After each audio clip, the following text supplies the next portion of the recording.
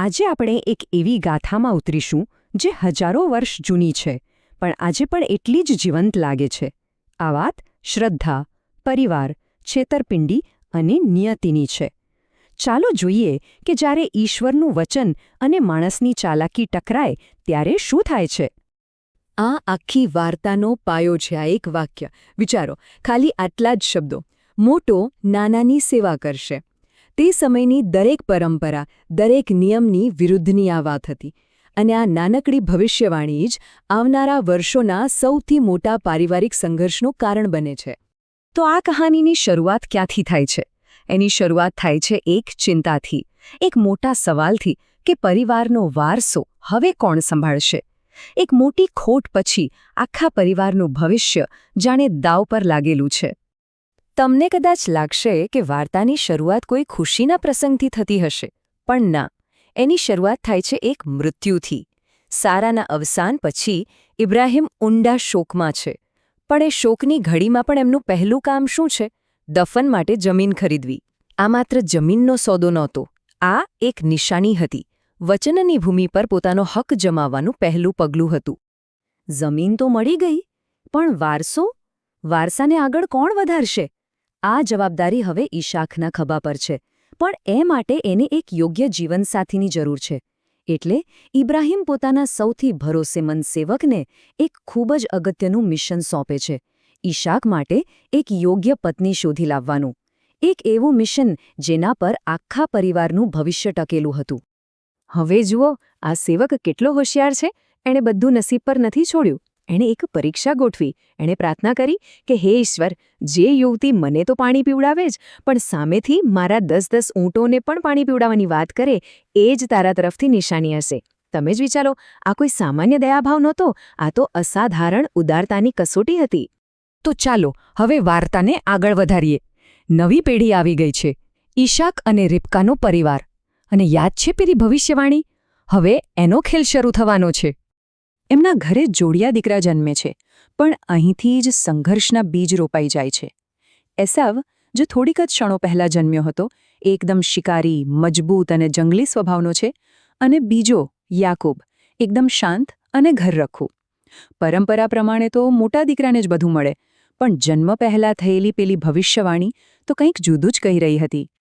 હવે આ એક જ ઘટનામાં તમને બંને ભાઈઓનો આખો સ્વભાવ સમજાઈ જશે. એસાવ શિકાર કરીને થાકીને ઘરે આવ્યો છે, ભૂખ્યો છે. એને એક ક્ષણે ફક્ત એક વાટકી દાળ દેખાય છે. પણ યાકૂબ, એ લાંબા ગાળાની રમત રમી રહ્યો છે. એને ખબર છે કે જ્યેષ્ઠપણાના હકની, એટલે કે વારસાના હકની કિંમત શું છે. એકને અત્યારની ભૂખ દેખાય છે, જ્યારે બીજાને આવનારી પેઢીઓનું ભવિષ્ય દેખાય છે. જ્યેષ્ઠપણાનો હક તો મળી ગયો, બરાબર, પણ આ તો હજી શરૂઆત હતી. અસલી ખેલ તો હવે શરૂ થાય છે.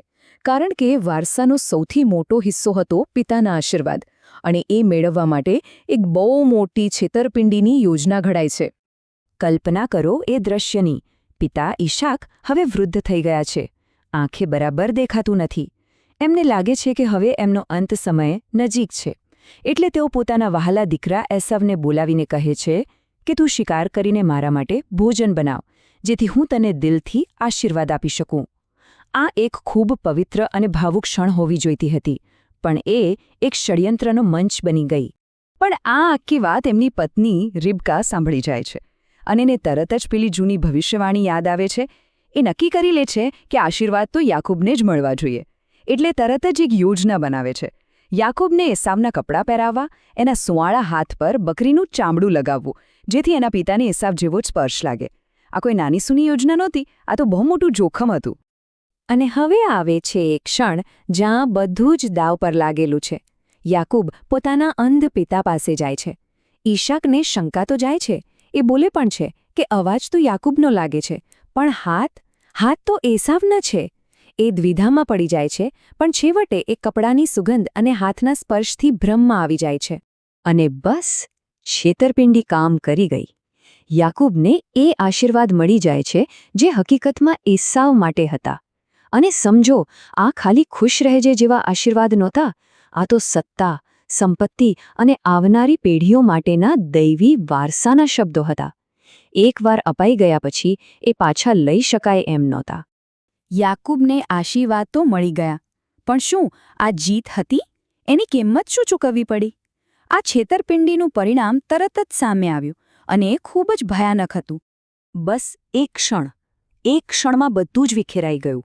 જેવો યાકૂબ આશીર્વાદ લઈને ઓરડામાંથી બહાર નીકળ્યો કે તરત જ અસલી એસાવ શિકાર લઈને પાછો આવ્યો, અને જેવું સત્ય બહાર આવ્યું, આખો પરિવાર ભાંગીને ટુકડા થઈ ગયો. એસાવનું તો હૈયું જ તૂટી ગયું. એનું દુઃખ સીધું જ બદલાની આગમાં ફેરવાઈ ગયું. એને લાગ્યું કે એનું બધું જ છીનવાઈ ગયું છે, અને એણે સોગંદ ખાધા કે જે દિવસે પિતાનું મૃત્યુ થશે એ દિવસે એ પોતાના જ ભાઈ યાકૂબને જીવતો નહીં છોડે. તો જુઓ, યાકૂબને મળ્યું શું? આશીર્વાદ મળ્યા, પણ ઘર છૂટી ગયું, પરિવાર છૂટી ગયો. એને પોતાનો જીવ બચાવવા માટે બધું જ છોડીને ભાગવું પડ્યું. આ કોઈ જીત નથી, આ તો એક તૂટેલા પરિવાર અને વિખૂટા પડવાની શરૂઆત હતી. તો આ આખી ઘટના પછી આપણને શીખવા શું મળે છે? આ વાર્તા ખાલી એક જૂની કહાની નથી. એ શ્રદ્ધા, આપણી પોતાની નબળાઈઓ અને એના પરિણામો વિશે કેટલાક બહુ ઊંડા સવાલો ઊભા કરે છે. આમાંથી અમુક વાતો એકદમ સ્પષ્ટ છે. પહેલી, કે ભલે તમારો ઈરાદો સારો હોય, પણ ખોટો રસ્તો હંમેશા દુઃખ જ લાવે છે. બીજી, કે અપ્રામાણિકતા પરિવારના સૌથી મજબૂત સંબંધોને પણ તોડી શકે છે. પણ સૌથી રસપ્રદ વાત કઈ છે ખબર છે? એ છે કે માણસો ગમે તેટલી ભૂલો કરે, છતાં પણ જે મોટી દૈવીય યોજના છે એ કોઈક ને કોઈક રીતે આગળ વધતી જ રહે છે. અને અંતમાં આ વાર્તા આપણને એક બહુ મોટા સવાલ સાથે છોડી જાય છે કે કેવી રીતે લોકોની ભૂલો, એમની લાલચ અને એમના ષડયંત્રો છતાં પણ કોઈ દૈવી યોજના આગળ વધી શકે છે. કદાચ આ જ આ વાર્તાનો સાર છે કે ઈશ્વરની યોજના અને આપણી માનવીય ભૂલો એ બંને એકબીજા સાથે ગુંથાઈને જ જીવનની મોટી કહાની બનાવે છે.